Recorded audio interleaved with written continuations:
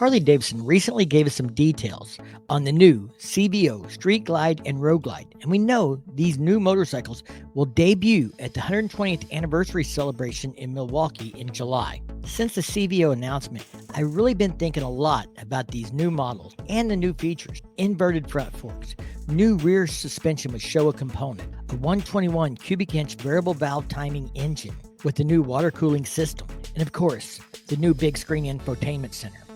I know it's not a 32 inch, but 12 inches is still pretty large. Just ask any woman. But this announcement leaves a lot of questions unanswered. Like, when will these upgrades be coming to other models like the standards, the specials, and the ST model, Road Glides, Street Glides? What about the Tri-Glide and the new Road Glide 3? How long before they inherit some of these new features? And to be honest, I do not understand why they did a mid-year launch with all these new features on the CVOs. So let's talk about it. I get this is the 120th year and they wanted to have a huge celebration. And what's bigger way to celebrate 120 years of Harley-Davidson to release a new motorcycle with all these new features and functionality and things that people have been asking for years. But I don't think they originally intended for this press release and for these features to be debuted exactly the way it's happened this year.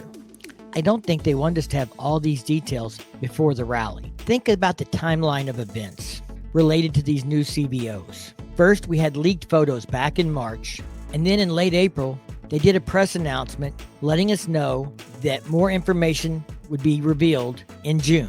But they confirmed these new design elements, a new 121 variable valve timing engine, all new suspension, and a new infotainment center as early as late April. Now, if you know those things are coming, are you going to wait to see what they are before you go out and buy a touring model that's not getting those this year?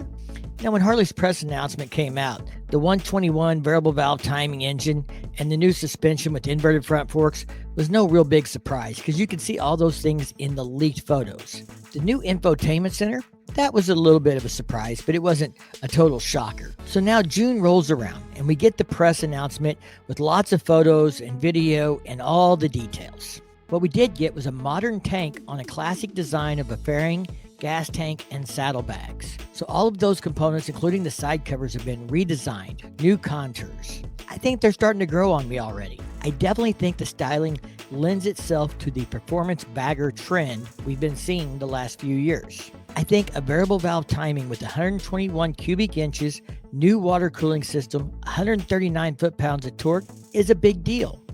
I get that still at the crank. Those are not rear wheel numbers, but they're still a pretty big jump from where Harley-Davidson was at previously on the 117. Throw in the fact that they shaved 30 to 35 pounds off the weight of the Street Glide and the Road Glide, and the power to weight ratio is even better. New Brembo radially mounted brakes. I think that's a pretty big deal. Throw inverted front forks with new rear suspension in as well. That's quite a few upgrades already, and we haven't even talked about the new infotainment center or ride modes. One of the biggest complaints people have when they first buy a Harley is going out and paying for a stage 1 or stage 2 upgrade and new suspension. And we just probably alleviated most of those things with these new upgrades already. And don't forget, this new suspension does have preload and dampening adjustment. Now, the CVOs did get a new amp from Rockford Fosgate for the audio system, but I think that will remain exclusive to the CVOs. I'm sure if you pay for the audio upgrades in one of the specials, the Boombox 2 upgrade or whatever that's called, you might get it then. I do an aftermarket audio system, so I don't really care. So the question people have been asking me for 2 weeks is, when do you think the Street Glide Special or the Road Glide Special or the standard version or the Road Glide 3 will get any of these new features? That has now become the burning question for the last 2 weeks from my audience. But the burning question for me is, why announce it in June? You see, to me, June is the beginning of the riding season. I mean, like the really good weather. May's pretty good, but we still have some cold days. We still have some rain. I mean, late April, we still had frost when we were in Eureka Springs for the Spring Fling rally. So May's, getting good. June is really when you can start on nice, clear weekends, taking week-long trips, things like that.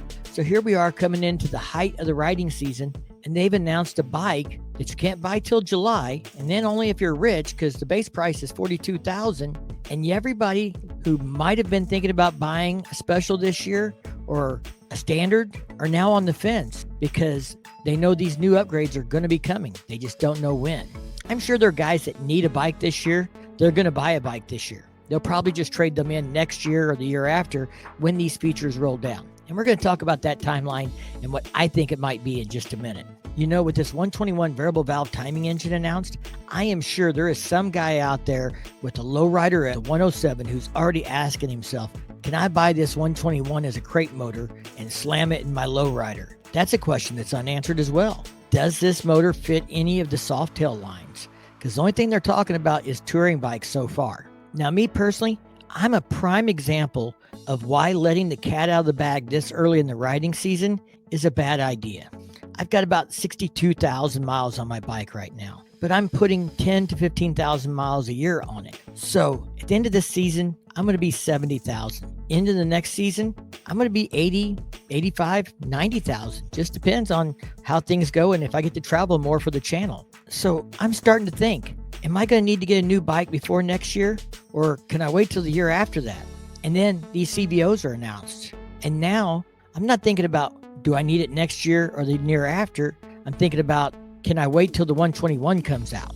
I can tell you, since the CVO announcements come out, for me personally, I'm not going to buy a new street glide until it gets a 121 variable valve timing engine and these suspension upgrades at the very least. I'm not all that excited about the 12-inch big screen TV. You know, it'd be okay, I guess. I don't know. Some people are really concerned about having all of your instrumentation managed by an electronic device. No analog gauges. I mean, what could go wrong there? I also think this could hurt aftermarket parts and sales for Harley Davidson and for the aftermarket industry. I mean, I'd consider it a stage 2 upgrade, but now if I can just buy a new bike with the 135 foot-pounds of torque and 115 horsepower, I probably don't need it. And I'll just start planning on when I'm going to trade my bike in, and I'm not going to put any more money into it or do a stage 2 upgrade now. I mean, maybe I'm wrong. You guys tell me. I mean, does any of this make sense to you? Have you been thinking about trading in the next year or two? And has this 121 variable valve timing engine and suspension upgrades given you reason to rethink your trade-in strategy or timing? I've had several people ask me in the comments, when do I think these features and upgrades will roll down to other models? So I don't have any leaked information. I don't have any inside knowledge. These are purely my thoughts, putting myself in Harley Davidson's shoes. How would I want to roll these out and maximize it in a way to get the most profit maybe out of these upgrades?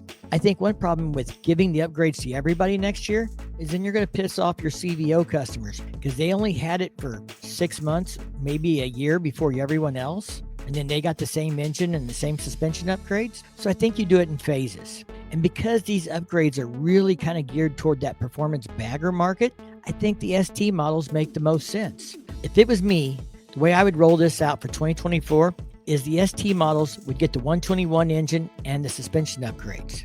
The specials would get the 117 and they would probably keep the same suspension next year. The standard base models would get the 114 as a base engine and the 107 engine would go away. Now, 2025, I'd probably roll the upgrades to the specials. Maybe 2026, we'll see where things are at. That's still several years away. I'd see them keeping the displays on the base models separate, different. They've done that in the past. Right now, the standard model and the special models do not have the same displays unless you pay for an upgrade. So I can see that display staying different for a while. I don't know about the rest of the features. You guys leave me a comment. Let me know, what do you think about all this? How would you do it if you were Harley Davidson? And are you waiting to see these bikes come out before you'll upgrade now that you know what's in the future for Harley Davidson? All right, guys, I'm getting ready to head off to the Ozarks camp out. It's where I'll be all weekend, so I probably won't respond to any comments. But you all stay safe, keep on riding, and we'll talk to you next week.